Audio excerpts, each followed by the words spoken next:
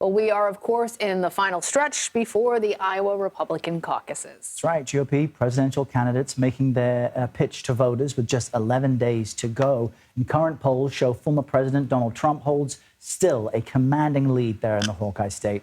South Dakota Republican Governor Kristi Noem made the case for the GOP frontrunner in Iowa last night. There's only one person that I trust to tell me the truth and to actually follow through and to do what he says he's going to do. And that's President Trump.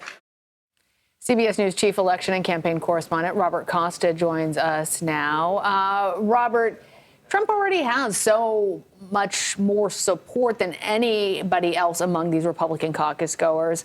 Why bother having Governor Noem out in Iowa?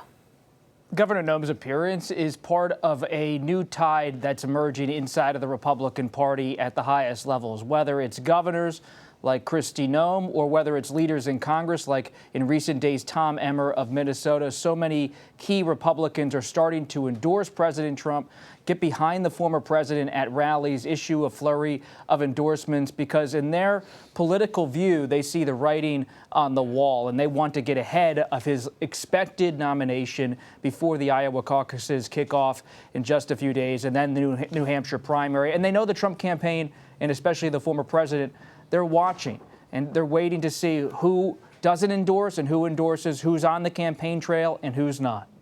One thing that's notable, and you've referenced this in your reporting, is that the folks in the second and third place position, we're talking about Florida Governor Ron DeSantis, former UN Ambassador Nikki Haley, have been criticizing each other on the campaign trail, pulling back any criticism of former President Trump. And as we look at their polling numbers, look, if they teamed up, they might be more effective than being alone. What's behind that strategy? They're operating in a news cycle where they are not the priority story, and they know it.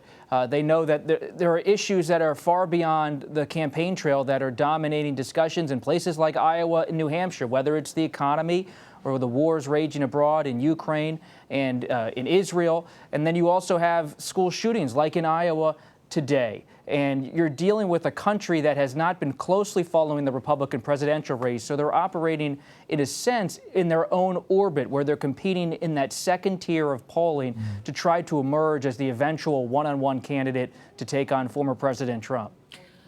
You've covered a lot of campaigns, Bob. Do you think that this shooting in Perry, Iowa, just 11 days before the Iowa caucuses, will have any impact on the campaigns? It does coincide with President Biden deciding this weekend to go to Pennsylvania to talk about January 6th and the Capitol attacks, to talk about violence in America, violence in American politics. And then on Monday, President Biden will be in Charleston, South Carolina, to pay respects to those who were gunned down back in 2015 in Charleston at Mother Emanuel AME Church.